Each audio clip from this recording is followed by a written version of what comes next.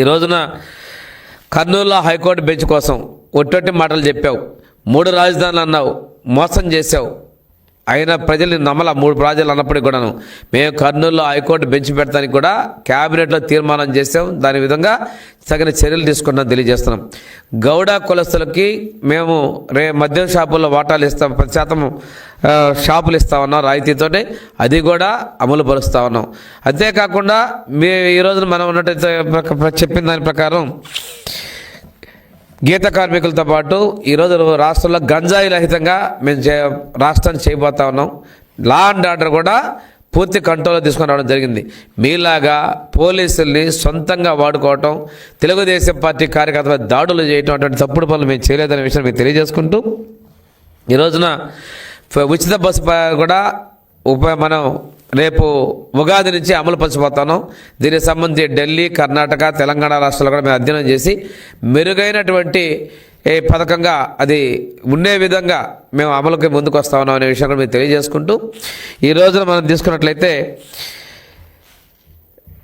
ఈ పథకాలన్నింటికీ కూడా మేము చెప్పినటువంటి 6 పథకాలని సూపర్ 6 మొత్తాన్ని కూడా అమలు పరుస్తామని చెప్పేసి తెలియజేసుకుంటూ ఎందుకు మీరు అపోహలు పెడతారో అర్థం కావట్లా. దావోస్ వెళ్ళొస్తే మీరు ఏం చేశారని మాట్లాడతారు.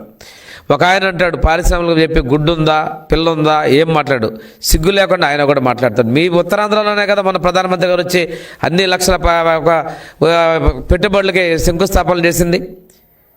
ఇవన్నీ మర్చిపోయి మాట్లాడతారు. ఆఖరికి తిరుపతిలో కూడా దేవుడి దగ్గర కూడా రాజకీయాలు చేశారు. మొన్న ఇది కింద ఒక సమస్య జరిగితే తిరుపతిలో హాస్పిటల్లో దగ్గర జేబులు గదిలించాలు, ఆక్సిజన్ తీటాలు, ఇంత దుర్మార్గ పరిస్థితి. మీకు 5 ఏళ్ళు అవకాశం ఇచ్చారే, ఆ విశ్వాసం లేకుండా కూడా ఈ తెలుగు ఆంధ్రప్రదేశ్ ప్రజల మీద మీరు ఇంత కక్ష సాధించుకోవడం ఈ ప్రజలు మిమ్మల్ని క్షమించరు. మేము మీలాగా బయటకు వస్తే కేసులు పెట్టకపోతే ఈ ఒక్కరు కూడా మాట్లాడేటువంటి పరిస్థితి కాదు. మాది కక్ష రాజకీయాలు కాదు. అభివృద్ధి సంక్షేమానికి మా నాయకుడు పెట్టింది పేరు నిలువెత్తు నిదర్శనం.